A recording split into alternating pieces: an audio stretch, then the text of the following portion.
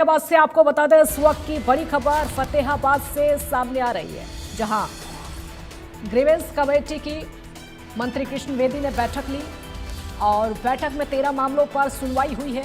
13 मामले जिनको लेकर विचार हुआ, सुनवाई हुई। बैठक में 8 मामलों का निपटारा कर दिया गया है और उसके अलावा झूठी शिकायत पर मंत्री कृष्ण बेदी का एक्शन भी देखने को मिला। जो भी झूठी शिकायतें वहां पर आई थी, शिकायतकर्ता पर एफआईआर दर्ज करने के निर्देश भी दे दिए गए हैं।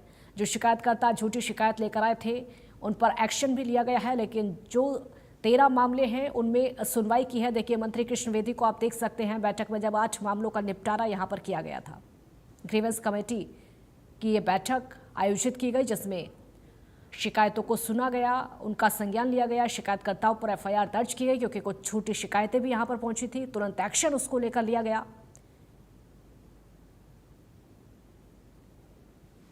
आज ग्रेंसेज में हमारे पास 13 एजेंडा आइटम थी, जिसमें से 4 नई आइटम थी और 9 पुरानी आइटम थी। पुरानी 9 में से कुल मिला के 8 हमने फाइल कर दिए, निर्णय कर दिया है और लगभग लोगों ने सेटिस्फेक्शन दिखाई है अपनी अधिकारियों की परफॉर्मेंस से और ग्रीवेंसेज कमेटी की सुनवाई से।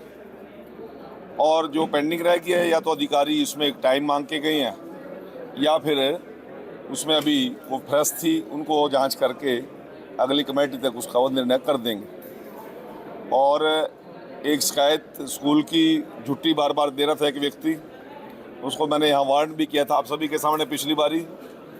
आज वो अपसेंट रहा, मैंने अधिकारियों को बोला है उसके खिलाफ पुलिस कंप्लेंट करे, उसके खिलाफ कार्रवाई करे। लोगों के मानसिकता ठीक बननी चाहिए और इसी प्रकार से जो सरपंच साहब ने एक कंप्लेंट दी है बिजली का कनेक्शन जोड़ने को म्योंद कलां वाले ने, तो वो धरने बैठे हैं। मैंने उनको कहा कि पहले धरना समाप्त करें और फिर पुलिस अधिकारी और हमारे एसडीएम टोहाना मिलके इसका सोल्यूशन निकाल देंगे, ऐसा मैं विश्वास दिलाता हूँ। जितेंद्र मोगा हमारे साथ जुड़े हैं और ज्यादा जानकारी के लिए। जितेंद्र, कितनी शिकायतें झूठी यहाँ पर पहुंची जिन पर एक्शन लिया गया? कुल 13 मामलों की सुनवाई आज की है, जिसमें से 8 का निपटारा कर दिया। हालांकि एक जो शिकायत थी वो झूठी थी, स्कूल को लेकर बार बार जो शिकायत की जा रही थी, जिसके बाद शिकायतकर्ता भी मौके पर नहीं पहुंचा था और अब उस मामले में शिकायतकर्ता के खिलाफ एफआईआर के आदेश जो कैबिनेट मंत्री के द्वारा दिए गए हैं। जी, कितनी शिकायतों का निपटारा अब तक कर दिया गया है? जी, 8 शिकायतों का निपटारा किया गया, जिसमें पीने के पानी को लेकर भी एक समस्या थी गांव बड़ोपल में, उसे 1 सप्ताह में ठीक करने के आदेश मंत्री महोदय के द्वारा दिए गए। बिजली लाइन की एक समस्या थी फतेहाबाद के जाखल इलाके में, उसको लेकर भी अहम निर्देश दिए गए हैं। धरना चल रहा था उसको लेकर, तो मंत्री महोदय ने कहा कि आप धरना समाप्त कर दीजिए, 5-7 दिन में आपकी समस्या का हल जो है वो कर दिया जाएगा। और साफ तौर पर कैबिनेट मंत्री ने हिदायत दी है कि जो अधिकारी ये मीटिंग में नहीं पहुंचे थे वो आगामी मीटिंग में जरूर पहुंचे, नहीं तो उनके खिलाफ भी सख्त एक्शन लिया जाएगा। जी जितेंद्र, जो शिकायतें झूठी थी उनमें क्या कुछ रहा?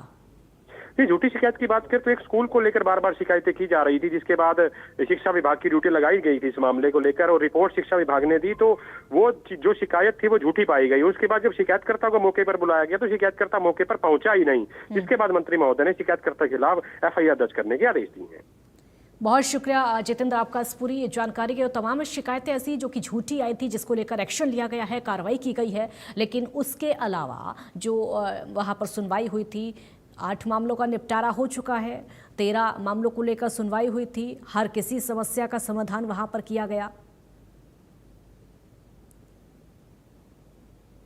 ग्रीवेंस कमेटी की महत्वपूर्ण बैठक जो कि मंत्री कृष्ण बेदी ने यहां पर ली और तभी कि हम आपको तस्वीरें भी दिखा रहे हैं जब ये बैठक चल रही थी, यहाँ पर ये मामले पहुंचे, निपटारा किया गया। देखिए यहाँ पुलिस अधिकारी भी उस समय मौजूद थे क्योंकि शिकायतें जाहिर सी बातें लोगों की सुनी जा रही थी, तो कुछ शिकायतें ऐसी भी थीं जिसका निपटारा पुलिस को भी करना था। तुरंत यहाँ पर मंत्री कृष्ण बेदी ने आदेश दिए ताकि किसी भी तरह की समस्या ना रहे।